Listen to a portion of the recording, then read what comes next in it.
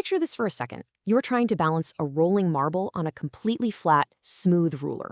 Now, imagine you have to keep that marble perfectly centered, but the only way you can do it is by tilting the ruler up and down from a single pivot point in the exact middle. Every time you tilt it, even just a fraction of an inch, gravity just takes over, and the marble accelerates away from your target. That physical challenge right there is the classic engineering problem of the ball and beam. It is a wildly, inherently unstable system, and learning how to control it is an absolutely fascinating journey into the heart of modern engineering. Welcome to today's Explainer. Today, we're bridging the gap between abstract mathematical equations and actual physical reality, looking at how engineers learn to tame unruly, unstable systems using interactive tools. If you've ever felt completely lost in a sea of numbers and really just wanted to see what those numbers actually do in the real world, you are in exactly the right place. Here is our roadmap for today. We'll start with the balancing act, move on to controlling the chaos, then bridging math and reality, check out some virtual control experiments, and finally wrap up with learning by doing. All right, let's jump right into section 1, the balancing act. Before we can even think about controlling a system, we really have to understand exactly what makes it so difficult to manage in the physical world. The ball and beam system is notoriously difficult because it is inherently nonlinear and highly unstable. But what does that actually mean in practical terms? Well, it means you can't just apply a simple fixed rule and expect the ball to stay put. If the beam is perfectly dead flat, the ball might stay still for a moment, but the absolute second there is even a tiny tilt, gravity applies a force and that ball accelerates. The physical stakes are high because you aren't just controlling where the ball is, you actually have to control how fast it's moving by constantly adjusting the angle of the beam beneath it. The absolutely crucial takeaway here, and this is a warning pulled directly from our source material, is that small changes in the beam angle can cause massive changes in the ball's position. When a system behaves like this, humans are actually pretty terrible at controlling it manually. Our reaction times are just way too slow, and we constantly overcorrect.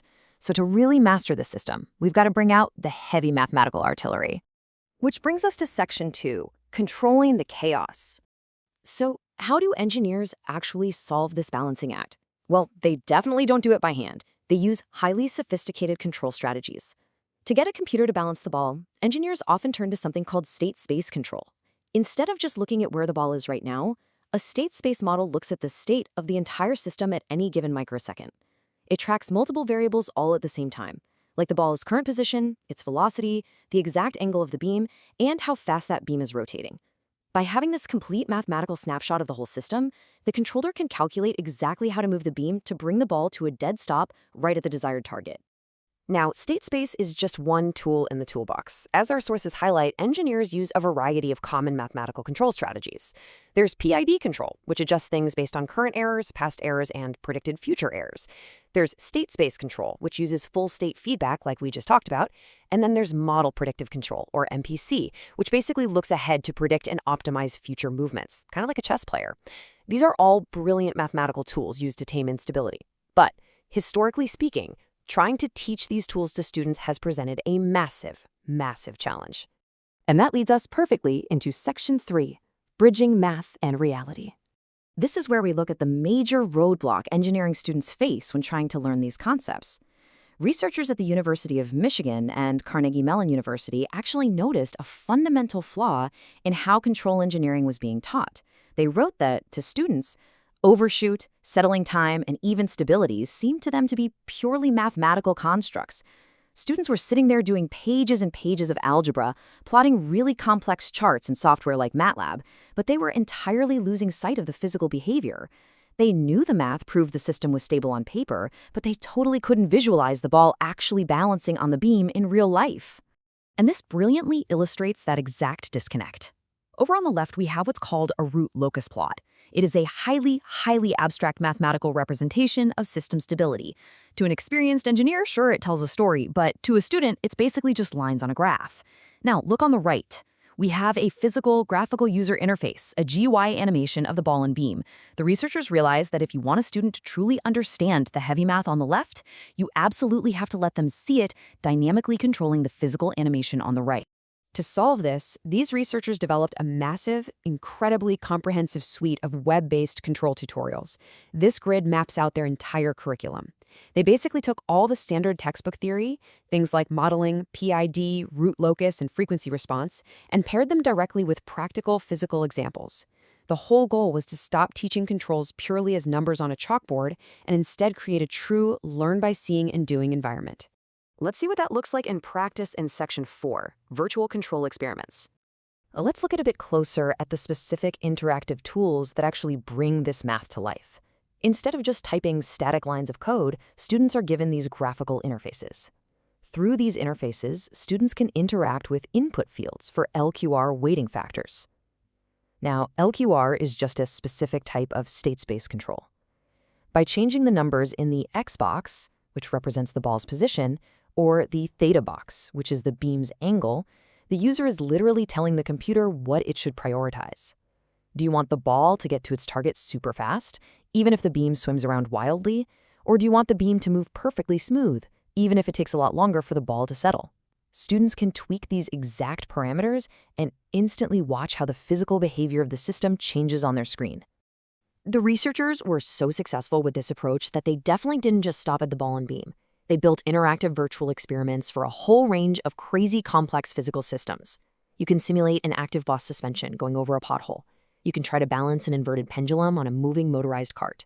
You can even design an airplane pitch controller, adjusting the rear elevator to change the aircraft's angle without sending the whole plane into massive, terrifying oscillations.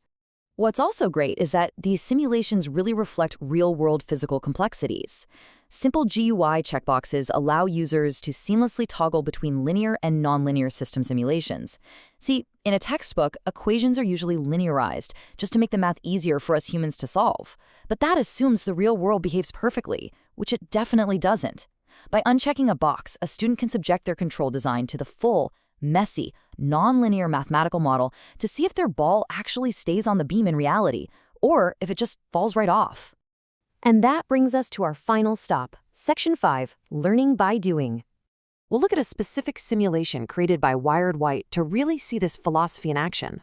The Wired White source breaks down exactly how their MATLAB simulation runs under the hood, step by step. First up is initialization, where you set the ball's mass, its radius, and its starting position.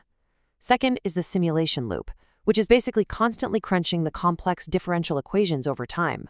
Third is the control input, where the mathematical strategy calculates exactly how much to move the beam based on where the ball currently is.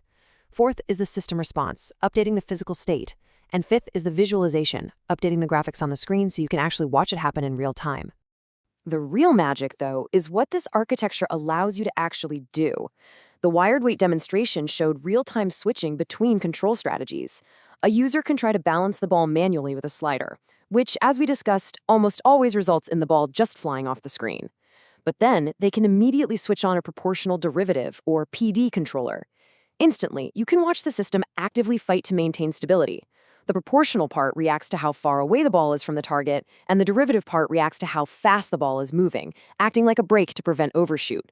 You aren't just blindly trusting the math anymore. You are literally watching the math conquer the physical chaos right in front of your eyes. So, we've seen how transforming dry, abstract equations into these dynamic, interactive visual GUIs completely changes how we understand an unstable system like the ball and beam. It completely bridges the gap between the textbook and reality. So, I want to leave you with this final thought.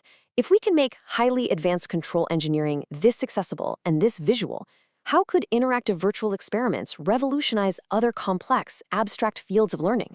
Just imagine applying this exact learn by seeing and doing approach to things like quantum physics, macroeconomics, or even cellular biology.